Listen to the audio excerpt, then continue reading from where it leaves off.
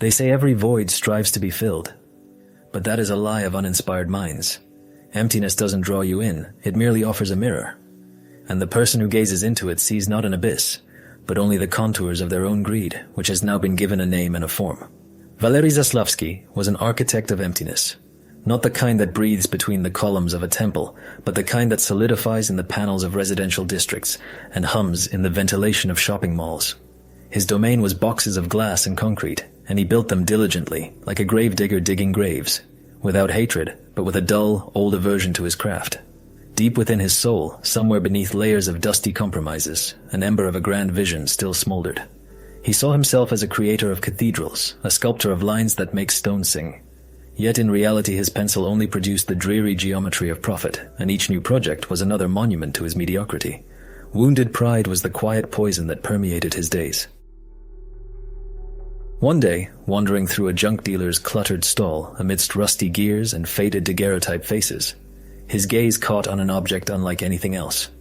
It was a template, carved from a material like frozen night, colder than steel and heavier than bone. Its curves defied familiar mathematics. They flowed, broke, and twisted, like the captured dance of an unknown creature. He bought it for 3 crumpled bills, not knowing why. His hand simply reached for this fragment of alien harmony. For weeks the template lay on his desk, a silent reproach to his own right angles. Then came the day when another client rejected his sketch, the faceless facade of yet another office hive. "We need something alive, Valery. What you have is a crypt," he said, walking away. That evening Zaslavsky sat over an empty sheet of drawing paper, drained and angry. His hand wouldn't obey, his thoughts were tangled. Mechanically he picked up the dark template. He placed it on the paper, and the pencil lead, guided by its curve, suddenly drew a line. It wasn't just a line, it was an answer. Perfect, audacious, and utterly logical. It held the music of a storm wave and the stillness of a mountain range. One line resolved everything. The rhythm of the windows, the tension of the facade, the very soul of the building. He traced the contour again and again, and from his hand emerged a drawing of such power and beauty as he could never have imagined. Everything within him exulted. This is me, he thought. This was me. This tool merely removed the obstacles, cleared the path for my genius. He wasn't a conduit for an alien will. He had become himself. In the morning he showed the sketch to the client. The client was silent for a long time, then exhaled. Genius.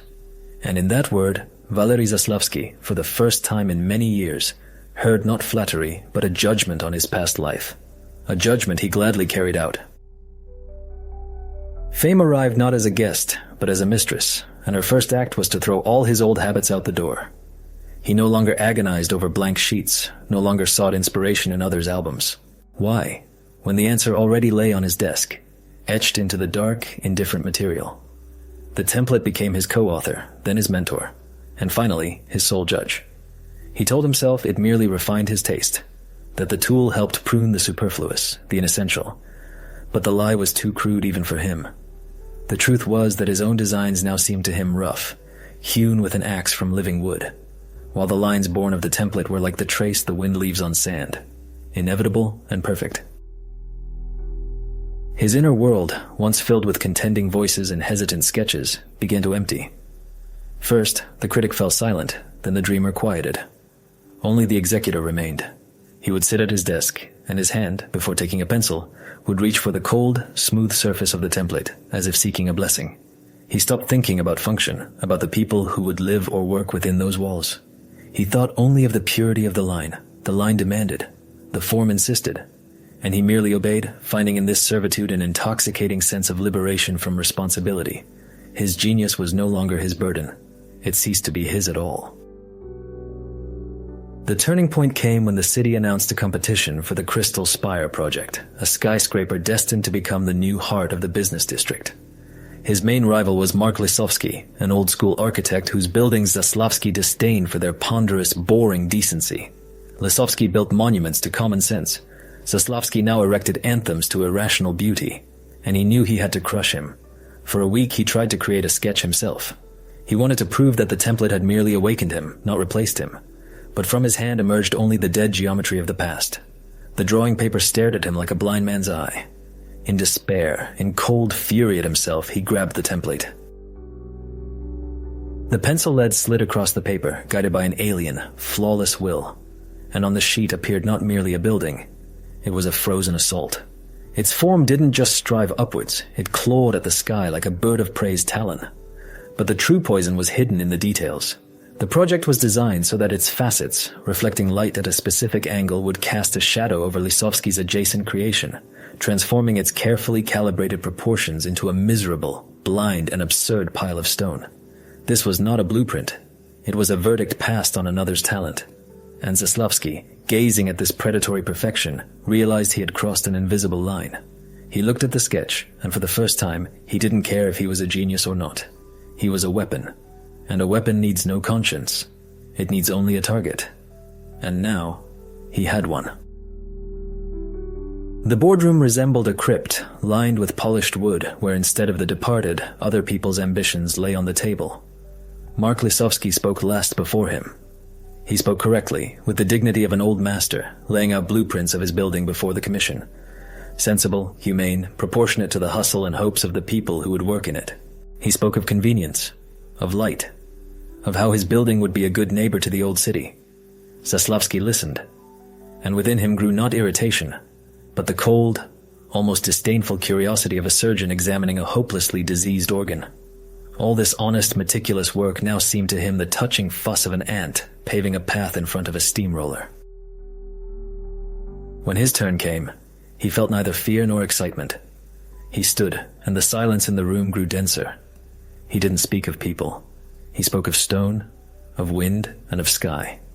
His voice was calm and even, as if he wasn't arguing but merely stating the inevitable. He unfurled his sketch, and a quiet gasp went through the room. It was a vision, not a project. A frozen scream directed at the clouds. But he didn't stop there. With the impassivity of an executioner, he turned on the projector, displaying a three-dimensional model of the district. "Architecture is a dialogue," he pronounced, and there was not a trace of irony in his voice. A dialogue not only with man, but with time, with the sun. On the screen, a small digital sun began its journey across the sky, and everyone saw. They saw how the shadow of his crystal spire, like the blade of a guillotine, slowly crept across the square. At noon, it completely covered Zaslavsky's building. It didn't just shade it, it anatomized it. The sharp edges of the shadow shattered the harmony of the facade, turning windows into blind eye sockets, and slender pilasters into the ribs of a gnawed skeleton.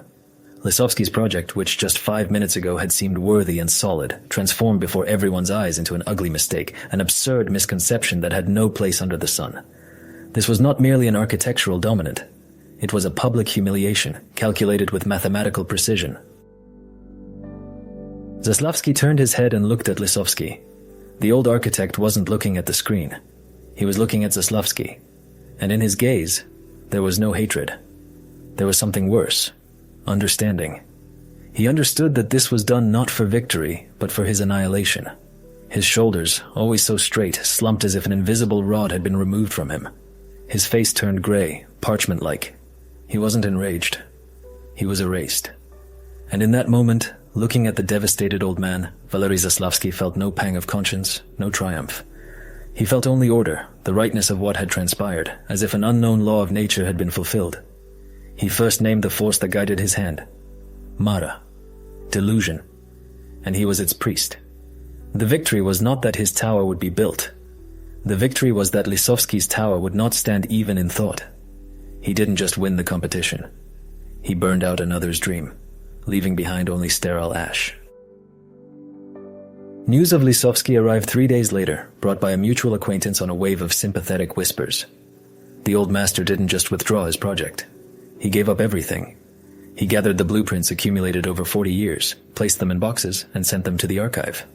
He was no longer an architect.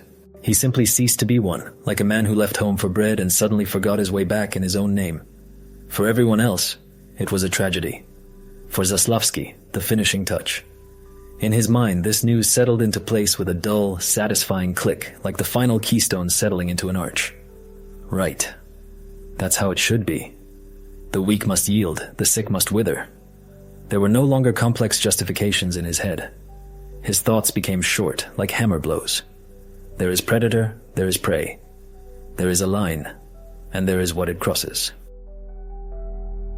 The world around him lost volume and color, turning into a blueprint.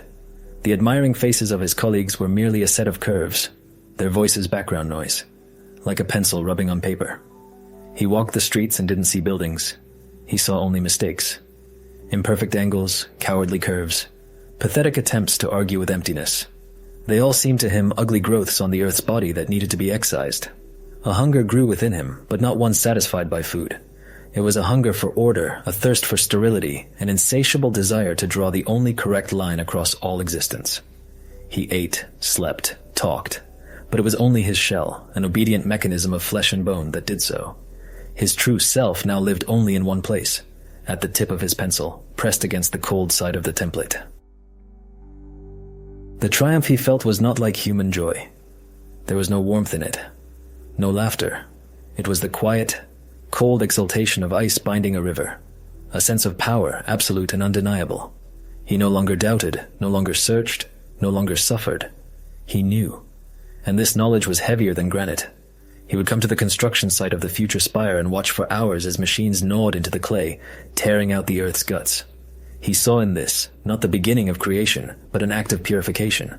This place was being cleared for him, for Mara, for the flawless geometry whose priest he had become.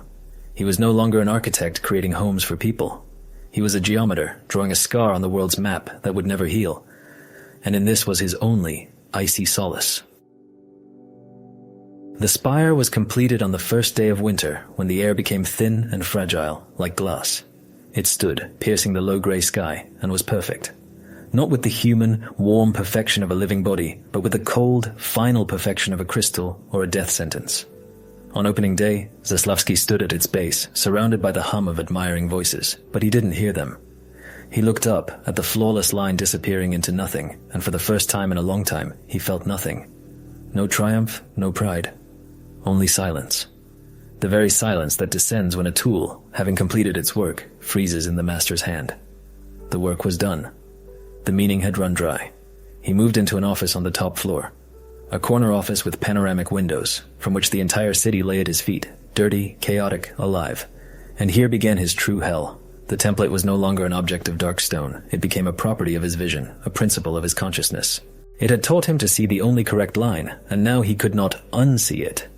He looked down, and his gaze, like an engraver's needle, sought out flaws, and he found them everywhere.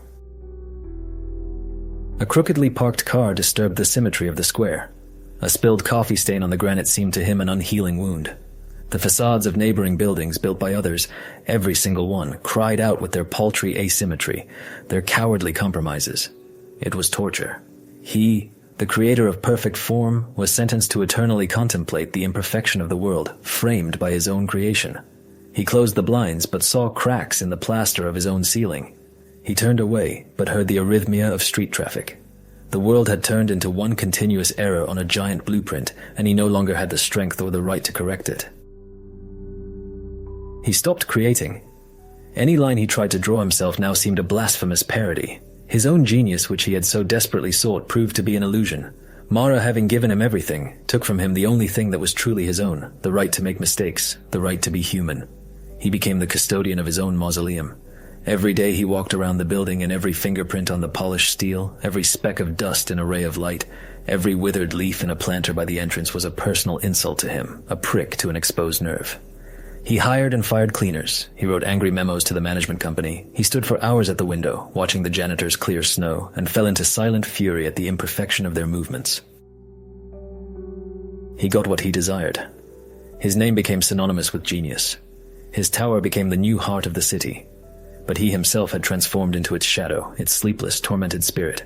He didn't live in the tower. He was its watchdog, doomed to eternally bark at the imperfect world beyond its walls. He was its priest, forced to clean the altar of traces of life until his dying day. Sometimes at night, looking at the city lights, like a scattering of broken glass, he thought of Lisovsky. He thought of his quiet, sensible homes, where people simply lived, loved, quarreled, and died, oblivious to the harmony of the walls. And for the first time in his cold soul, something akin to envy stirred. The envy of the condemned to immortality for those who have the right to simply decay. The emptiness he had once named and given form had finally filled him entirely, without a trace. Years later, when Zaslavsky's name was just a line in architecture textbooks, and his tower a silent and familiar element of the cityscape, in a dusty corner of the same flea market, among the same rusty gears and faded faces, the familiar object lay once more. Its dark, impossible curve still reflected no light, but only absorbed it. A young artist, his eyes burning with a hunger for recognition, paused before it. He felt the same unaccountable call, the same promise of a breakthrough, as his predecessor had many years ago. He reached out his hand. "Good tool," the old merchant rasped, not lifting his head from his papers. His voice was dry as the dust on his wares. "An architect owned it. He thought it helped create. But it doesn't create. It only cancels." The artist looked at him uncomprehendingly. "It shows the only correct line," the old man continued, still not looking up. "And once you've seen it, you can never draw another. Never. The price for perfection is everything else." The young man chuckled, taking it for the junk dealer's eccentricity. He saw only a fragment of alien harmony, a key to greatness. He counted out a few crumpled banknotes. The old man accepted them indifferently. Emptiness doesn't pull you in. It just waits for someone to look into it. And there's always someone ready to do so.